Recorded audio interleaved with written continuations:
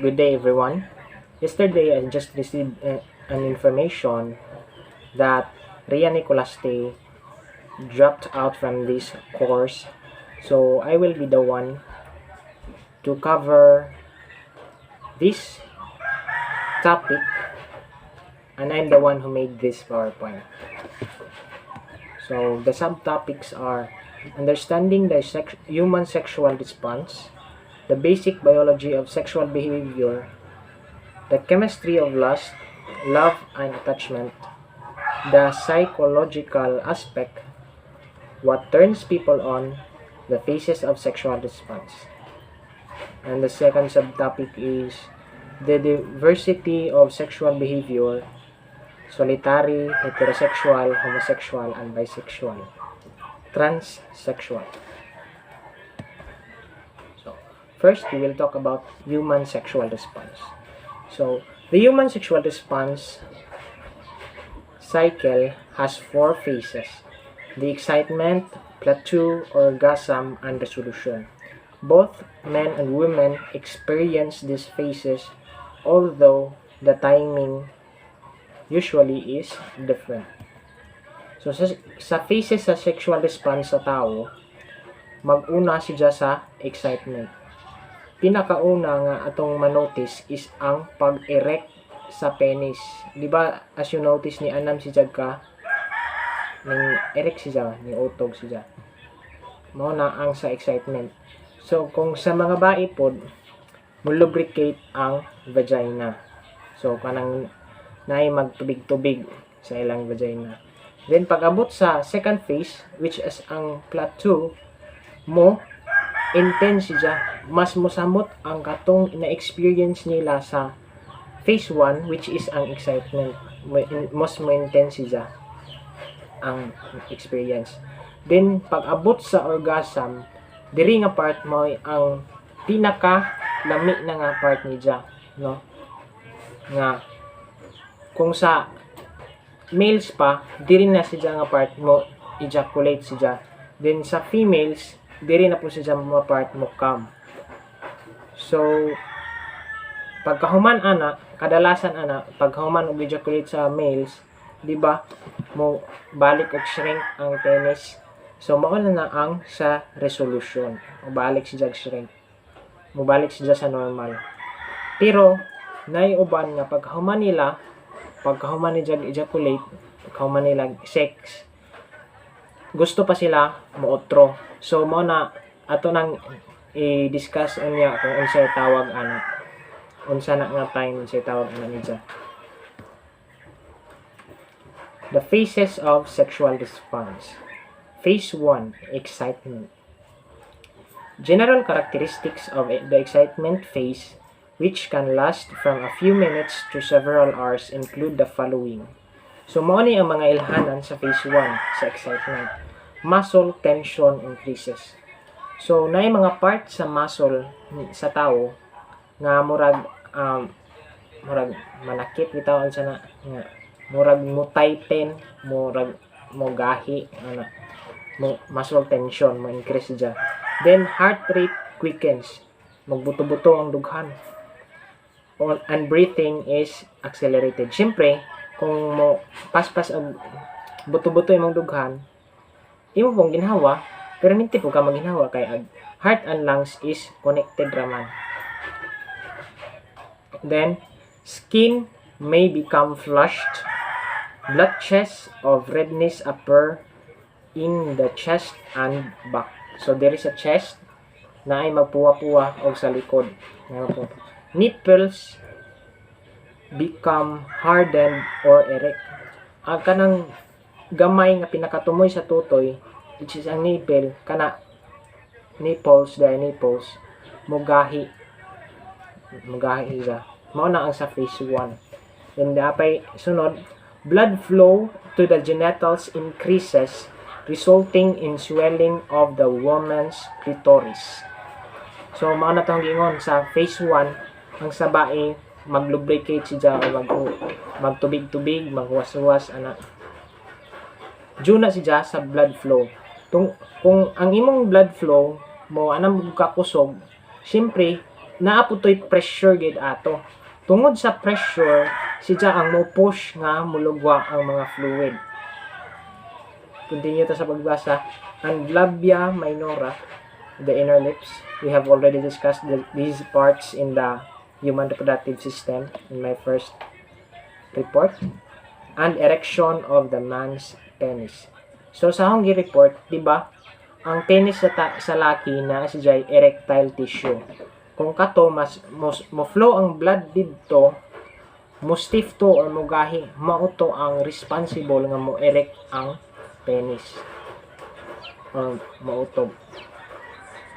Vaginal lubrication begins. O mana na akong gingon nga katong magtubig-tubig. Katong swell, magwas-was. The woman's breast become fuller and the vaginal wall begin to swell. The man's testicles swell. So, ang itlog po sa laki, maghuwas-huwas. Their scrotum tightens and begin secreting a lubricating liquid. So, ang katong scrotum, ang katong naghawid sa itlog, instead nga lunay to siya, moanam to siya og tight. Mawa na tong lunay, moanam na siya tight. Mao na ang apil gihapon sila sa mahitabo sa excitement sa phase 1. Then phase 2, the plateau. General characteristics of the plateau phase, which extends to the brink of orgasm, include the following. The changes begun in phase 1 are intensified. So, agatong mga panghitabo sa phase 1 ni samot ra siya. Then the vagina continues to swell from increased blood flow, and the vaginal walls turn a dark purple. So, mo change ijang color sa vagina, mo dark purple siya.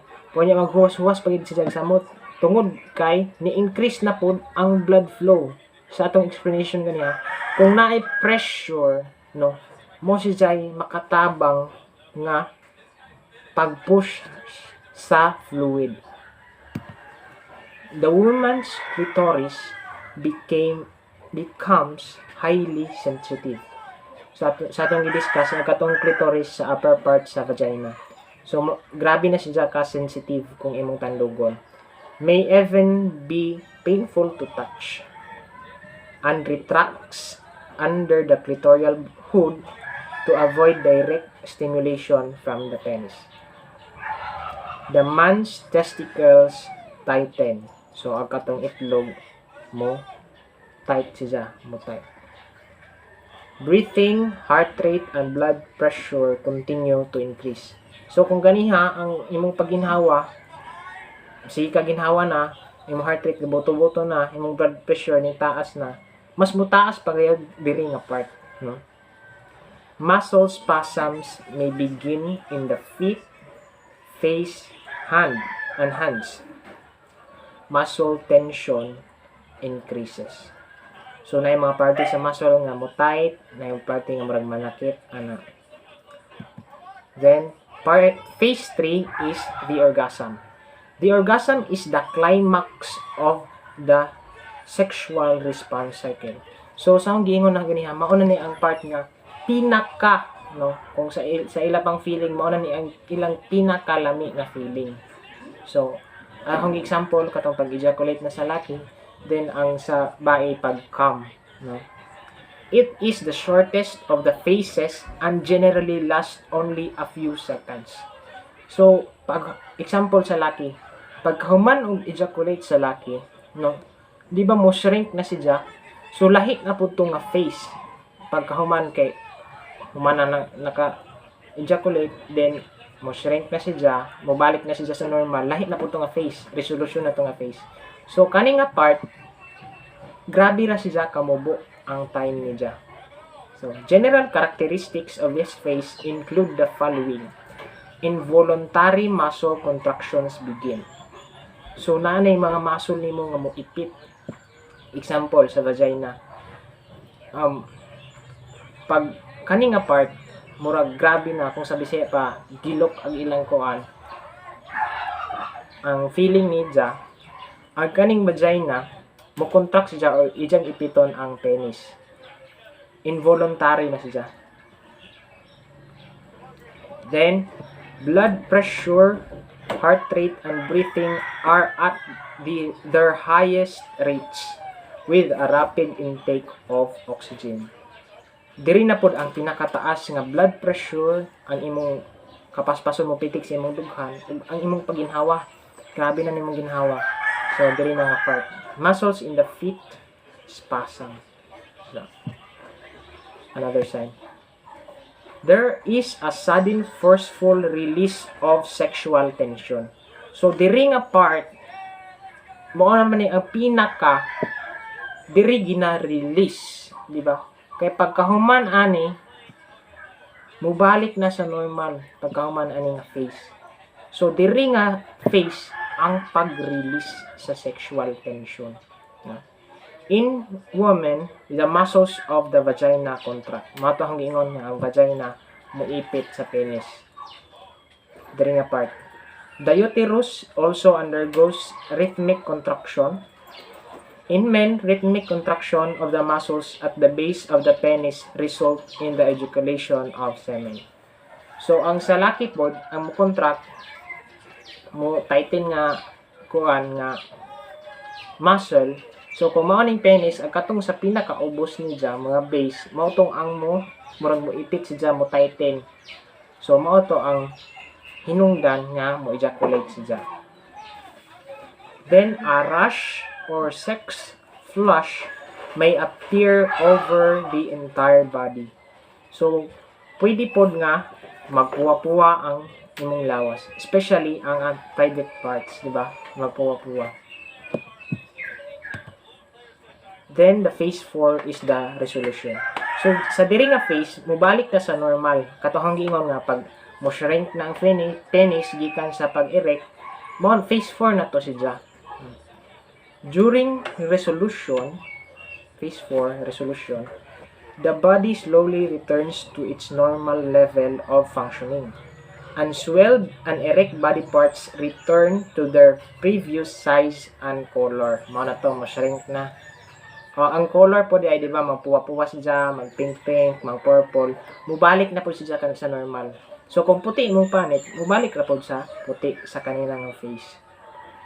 This phase is marked by a general sense of well-being, enhanced intimacy, and often fatigue. Some women are capable of a rapid return to the orgasm phase with further sexual stimulation and may experience multiple orgasms. So, pwede to nga magbalik-balik ang phase 3. Diba? Kaya pagkahuman nila, pwede pa sila magpadayon sa katunga part. No? Intensify na po nila. Mabalik na po. Men need recovery time after orgasm called a refractory period. So, mauna niya ang time nga kung giingon ganiha nga ato rang i-discuss. So, sa kani nga time, pagkahuman og para sa laki, example sa laki, sa orgasm nga part, di ba mo ejaculate sila. Pagkahuman ana, nata na tendency nga gusto pa sila magpadayon. So, mauto ang refractory period. Kato nga duration, kato nga time nga gusto paghihapon sila magpadayon, mauto ang refractory period. Meaning, kinahanglan sila time nga muhunong para mawa na tong desire. Para mawa na tong ilang gusto pa nga magpadayon, kinahanglan sila time nga muhunong pahumanon na nga time, which is ang refractory period, during which they cannot reach orgasm again. So, pahumanon na ilang refractory period para dito dili na sila mubalik na nga mo kuan ganahan. The duration of the refractory period varies among men and usually lengthen with advancing age. So, manam og katiguang ang tawag katong refractory period, manam pod og kataas. Ang ijang time, manam pod og kataas, no, ang ijang duration.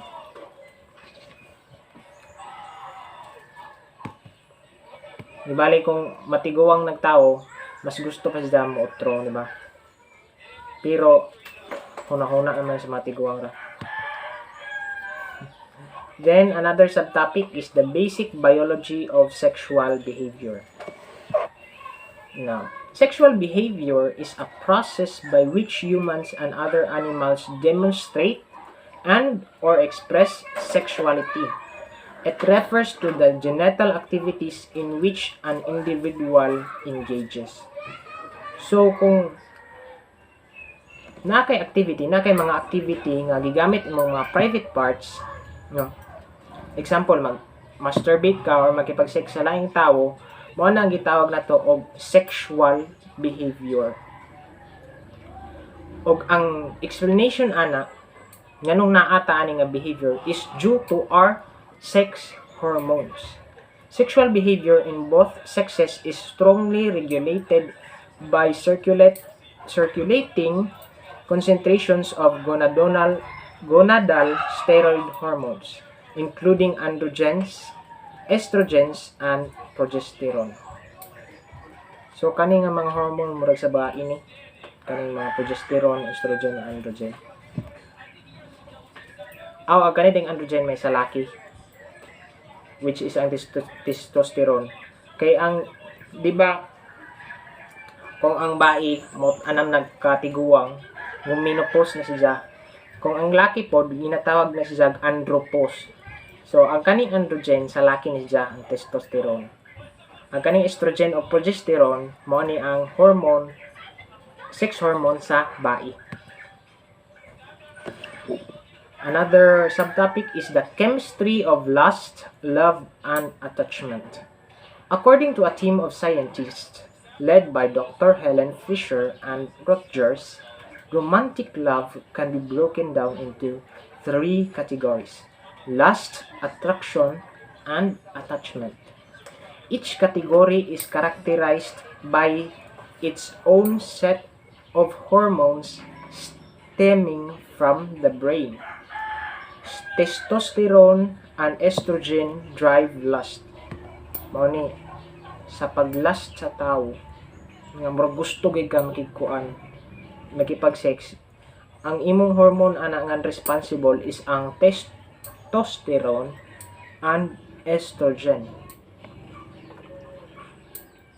Kung ma-attract ka sa tao, di ba, ay, murag gusto ko ana nga tao, or ma-attract ka sa sexually, ma-attract ka siya sexually ba sa ang hormone nga responsible ana is ang dopamine, norepinephrine, and serotonin. Then, ang attachment, ang responsible ana nga hormone is ang oxytocin and vasopressin nga hormone. So, what are the things that can turn people on? Unsay makapagana sa ila sa pagkipag-sex? Or unsay makapa-arouse sa ilang feeling? So, one can feel aroused by appraising a picture. So, kung magtanaw sila mga naked bodies or mga sex videos, makapa-arouse na sila. Touching, mag-touch sila, example sa genital parts, and being touched, or sila maay i-touch sa ubang tao, makapa-arouse gihapon siya. Or by own thoughts or fantasies. So, ikaw po, makapa-arouse po sa imo, bisan maghunahuna ra kag mga bastos, di ba? Makapa-arouse po sa imo. Mao po na siya ang makapa-turn on sa tao. Arousal includes physiological activation such as increased blood flow to the genitals. Mao na to kay kinahanglan man sa tong mga private parts of blood flow, di ba? Kung sa bae kinahanglan blood flow para sa lubrication. Ngano man kinahanglan man lubrication, no? Kay para diretso-diretso na ang sa pag sod sa penis, no? Ngano mao nang kinahanglan siya nakalubricate ang vagina. Then erection of nipples. So katong diri sa tumoy sa totoy mo gahi. Then vaginal lubrication. Diba ang blood flow ganiha kinahanglan po to sa penis kay para mo erect siya nga kinahanglan og blood flow sa erectile tissue. Then vaginal lubrication sa blood flow gihapon siya, no, nga kanang tungod sa blood pressure, no, mo tubig-tubig. By the way, I forgot to mention, hormones are chemical substances that flows in our bloodstream. No, basin wa mo kay bawon sa ng hormones, basin mga ay pa istorya naman nagabasa naman siya. Hormones are chemical substances that flows in the bloodstream. Then the swelling of testis. Mao na to mang huwas ang itlog. And pupil dilation. Ang kaning pupil dilation, mao ni siya ang kanang itong itom sa atong mata.